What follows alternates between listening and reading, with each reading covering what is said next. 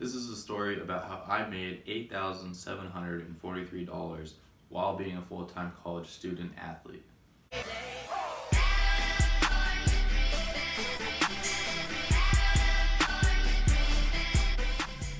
Yo, what is going on, guys? Devin up here today with another video, and today I'm going to talk to you guys about my first real estate wholesaling deal. Just a little bit of prefacing it.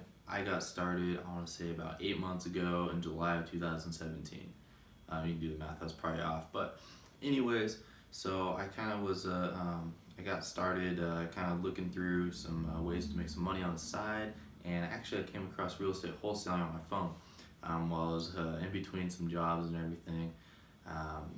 And so more on that later in some other videos. But anyways, so basically I was kind of just spinning wheels trying to figure out how to get this thing going, and I really didn't have any sort of exact idea on how to wholesale houses other than the fact that you get a property under contract, you advertise the contract for more, sell it to a buyer, and you go to closing. That's what I thought it was. That's all I thought it was, but there's a lot more steps in the process, like how to find the seller, how to find the buyer, how to get them together, all that stuff. So basically this deal, how it happened was I actually just made a listing on Craigslist. And all it said, we buy houses cash, any condition, and kind of had a couple more descriptions.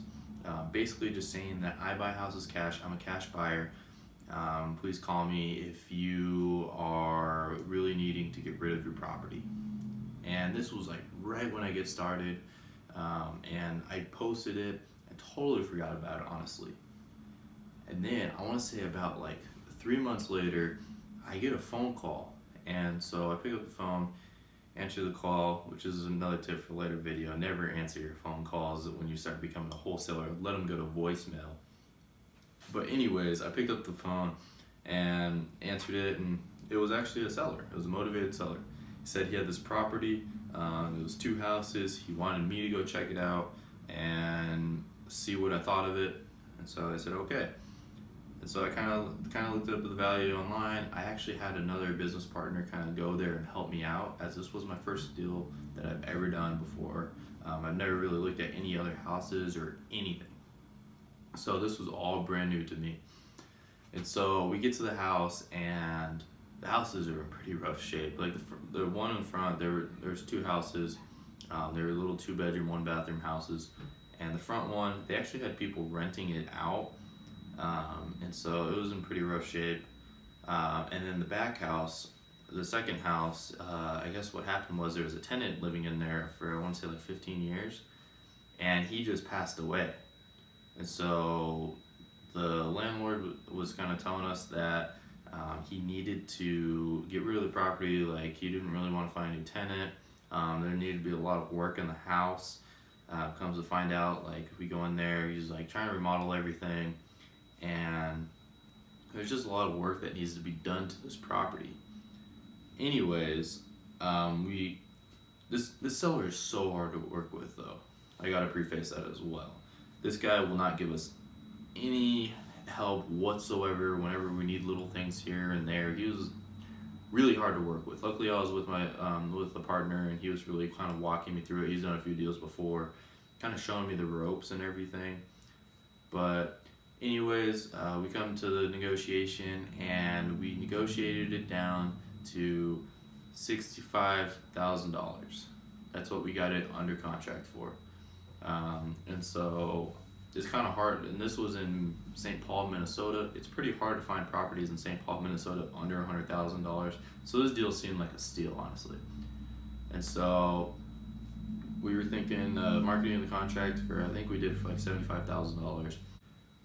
And my partner, he showed all the cash buyers the houses. I had some work at the time, so I couldn't make it to the walkthrough. We really didn't have that many cash buyers walk through. Luckily, he had a few contractors that he was friends with walk through as well. And so they walked through the house, looked at everything, and then comes to find out that the back house, the second house that the guy passed away that was living in it, the foundation is crumbling. It's basically just falling apart. The walls falling apart. and nobody really wanted to touch it because the foundation was a huge problem. Just everything was going to go wrong with this house. Everybody was afraid of. And so we had to cancel the contract. Basically, we had the price way too high for this property. Even though it was still 2 houses for under $100,000 in St. Paul, it was way too high of a price. There was way too many upgrades that needed to happen, way too much remodeling, all that stuff that nobody really wanted to get into. And so we canceled the contract. We just told them, hey, the inspection didn't go as anticipated. Thank you for your time. And then we just left it at that, didn't say anything else. And then he calls us back the next day, the seller does. And he said, okay, well, you said that it didn't go as planned. What do we have to do to move forward? And now that is a huge tip to keep in mind. He called us back and was asking, what do we need to do to move forward? That shows you that he's a motivated seller. And this seller actually also doesn't owe anything on the property at all. So really, it's just how much he can sell the property for and make off of it. And so the guy I was working with, he offered the seller $25,000 for this property. So we went all the way from $65,000 all the way down to $25,000. And as you can imagine, the seller was pissed off. And so we kind of just went our own ways and separated. And then I tried to do a couple more deals while I was out there in Minnesota, and then I ended up having to go back to school out here in Idaho. And so we kind of just still kept in touch, me and my partner, and I was just kind of just getting stuff going back out here. I started investing some money into direct mail, kind of getting my own thing going, getting a lot of leads, trying to bring in my own revenue, get it going now that I've kind of built up a system and kind of figured it out. Remind you, I still haven't done any deals yet. I've had a few close calls like that one. Anyways, I think it comes down to like October. So all this was happening in August, and then about October, I get a phone call from my partner, and he says, hey, guess what? You wouldn't believe what just happened. And I was like, what's going on? And he said that the seller called him again and asked him what was the price again that you would consider buying my property. And so basically, like, the seller called back and was like, oh, I guess I can do it for $35,000. And my partner said, no, we're not negotiating this. We can only do $25,000. And he negotiated them all the way down to $27,500. So we went all the way from $65,000, got it under contract, wasn't able to make it work, got it all the way down to $27,500 for this property. And so this property was basically a steal at this point. And so what we did was we marketed it at $35,000 as an assignment for contract. Called all of our cash buyers, had everybody that we could try to come to this property. And when the day comes to do the walkthrough inspection, it was a madhouse.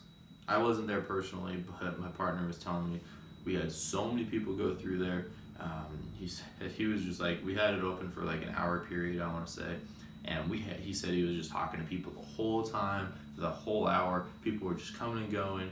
He said he didn't even get to talk to everybody that came. It was just a circus going on at this place. And then the next couple of days, he had a ton of offers. And so a lot of people were offering, it seemed to be about that like $45,000 is what most people were offering. And so a lot of these people were still really afraid of doing the foundation work. They really didn't know the work that needed to be done until this one cash buyer talked to my partner. He said, what do I need to buy this thing? I just want to pick it up right now. What price do we have to be at? And of course, we always do the walkthrough of, we don't give any priority to any of our cash buyers. We want to give everybody an equal opportunity. And this guy's like, no, I want this property. I want it now. I know exactly what needs to be done. I want this property. And so he's like, tell me what price the buyout price is, so that way we can go walk and I can write you the check right now for this property. And so partner said, okay, how about this? Like, we'll do $50,000. Like, if you can offer us $50,000, then you can take it. And the guy said, if we can do $48,000, then it's a deal. And so we just agreed upon it just because this guy was super serious. He wanted the property. He was serious. He wanted to buy it the next day. He wanted that property so that way he can start fixing and flipping it. And this guy, I guess he had about like $7 million worth of just properties that he owns currently. And he does a lot of fixing and flipping, so many homes a year. And so this guy was the perfect cash buyer for this property. Comes to find out that in St. Paul, you have to have an inspection to close through the title company. And so this is a huge problem for most times when we're trying to sell the property to a cash buyer. And luckily, this guy just wanted the deal. He didn't care about any of that stuff. He just wanted the property. He knew exactly what he needed to do to fix it and flip it up.